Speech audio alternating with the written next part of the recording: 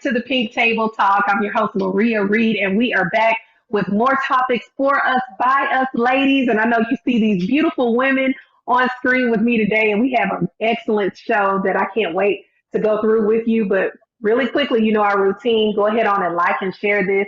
We are talking about our More Than Pink month at the House of Hope Atlanta. Big shout out to our Women of Hope and Pastor Sharif Croft for coming up with this month. We're talking about breast cancer, our breast cancer survivors, our lupus survivors, infant loss, domestic violence month. It's so much that happens in October. And so we want to make sure that we highlight those things. So make sure that you share this. We've got these great survivors on with us today to hear their testimonies and how they've overcome and get some tips on our health as well. So let me just say, I like all three of these people on the screen today. They all hold a dear place in my heart, and I believe that you will benefit from them. Um, I don't know if I said this already, but I did. But big shout out to the Women of Hope at the House of Hope Atlanta. So let me introduce our guest in the purple. She is our lupus survivor and lupus thriving, doing it all. She is our minister of congregational care. She does an excellent job at our church, and we just love her to no end. Minister Pam Hicks, how are you doing? And so glad to have you today, ma'am. Hi, I'm good. How are you? Thank you for having me today. I'm excited. Thank you. Most definitely. So glad to have you. And right next to her with this beautiful makeup, Mary Kay makeup, shameless plug, but hey, go look her up and this beautiful necklace. She's my pew partner and she has an awesome testimony. I can't wait for you all to hear their stories. She is just an awesome person over our hospitality ministry at the church. Great family. Would you all please welcome Miss Margaret Scott? Hello, Margaret. Hello, hello, hello. Thank you for having me. So glad to have you. And our next female to the look, lastly but definitely not least, she assists with our finance department. She is just an awesome person inside and out. Love her daughter, Bridget, just a great family, straight out of Florida. And she's just a great person. Love to see her walk. If you want to see how somebody can walk, y'all go follow this woman right here on the end. Miss Maxine Alexander. Hey, Miss Maxine, so glad to have you.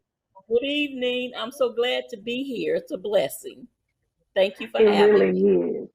Of course it is. And I'm so glad that each one of you was able to come on today because I believe that you're going to say something that will help someone who may be on their journey of whatever it may be, and to know that you can come out and look as good as you all look. So I want to start with Minister Pam. I want you to just to tell us your story of how you were diagnosed. Was it from a doctor's appointment? Did the Lord just tell you like you got you got something going on in your body? What happened and how did that get started for you? Well, in 2009, I got very very sick.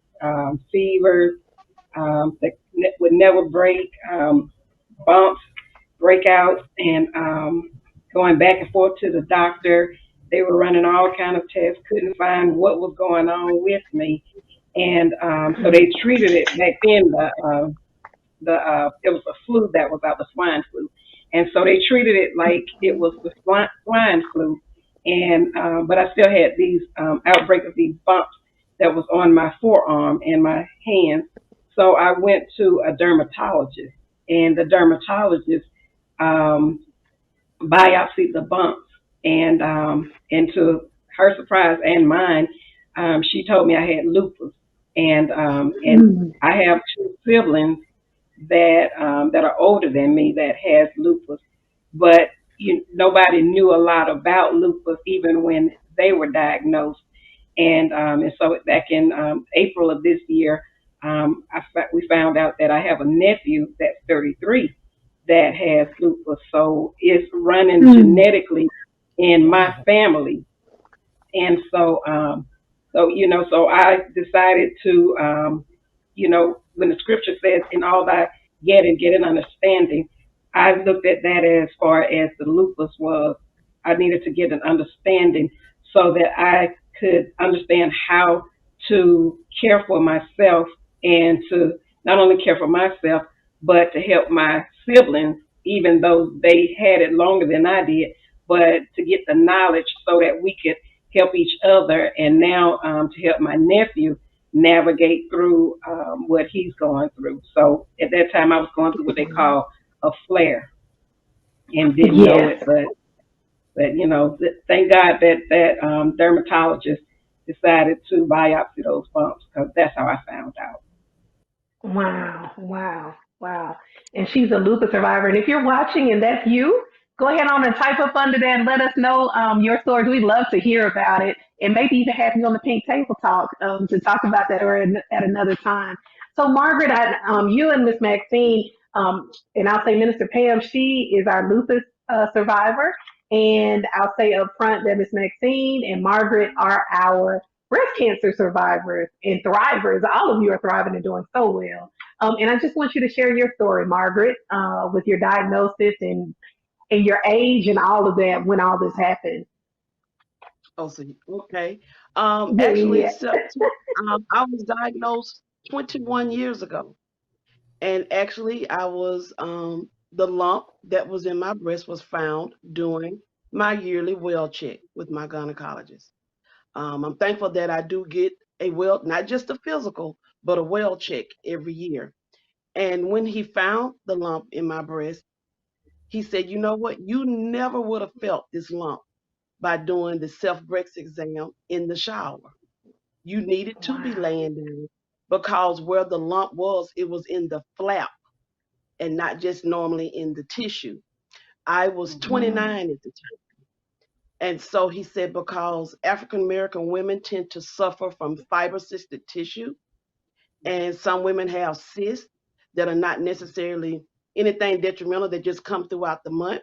Wasn't going to worry about, we would come back and do a mammogram in 30 days if it was still there. Well, I went back in 30 days and the lump was still there because I had prayed about the lump being removed because I'm 29 and I'm on the fast track in corporate America, living my dream. mm, And when the seventh day that I prayed, because I prayed every morning asking God for that lump to be removed, and He told me, God told me through a calm breeze that it's going to stay, it's going to be cancer, it's not going to be for the death of you, but the journey that you're getting ready to go on is going to be for someone else. So when I wow. went back, I knew that the lump was still going to be there. And that's when the journey started that I had to go get the mammogram. They, I got 7 films before they decided, okay, something is not right. They did the ultrasound the same day, sent me back upstairs to my gynecologist. And at that time, it was time to find a surgeon to actually find out if the lump was cancerous or not. Wow. Wow. What a story. What a story. Wow. Man, okay. And Miss Maxine, she's our recent just coming out of her treatments and everything, and we're so excited for her.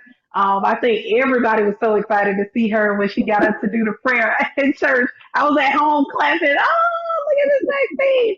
It's just so good to see you and to see you overcome.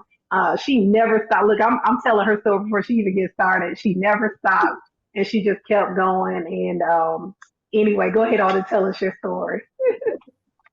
Well, my my journey started before I even knew I was going coming on this journey. Like Margaret said, you know, whatever God needed from me, He started preparing me. Actually, I would say about 9 years before I was actually diagnosed.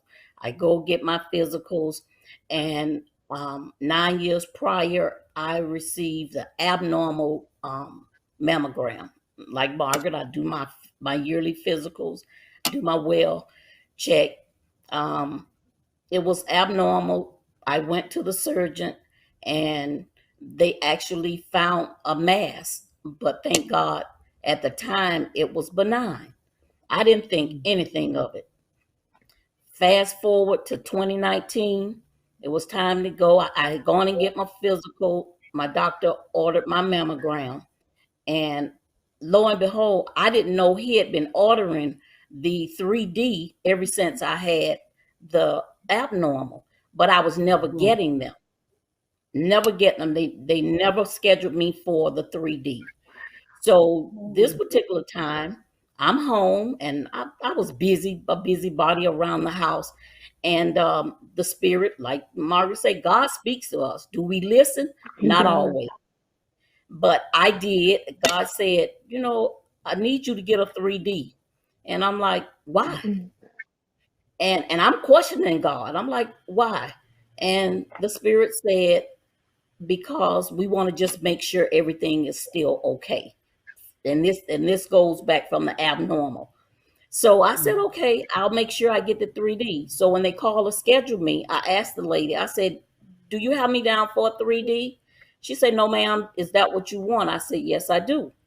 And fast forward, we did. And just how God just began to just prepare me mentally. The machine broke down when we was doing the last film on the left breast. It it just broke. I had to come back. Um, and then they start questioning me about breast cancer being in my family. That wasn't the case. But like Margaret, because it was so minute, less than a centimeter, like you said, I wouldn't have never found that in an exam. My doctor wouldn't have felt it. It was so small that they was just amazed. But the 3D found it. My doctor called, said you have tissue that's cancerous. Went over, had the biopsy, came back, and it was positive. So when I got the news, naturally I text Pastor Smith, called my girls, told them to meet me at the house, and everybody, my son-in-laws were trying to figure out, okay, what she's going to tell us. And that's when I told them I was about to take the medical journey of cancer. And like you said, if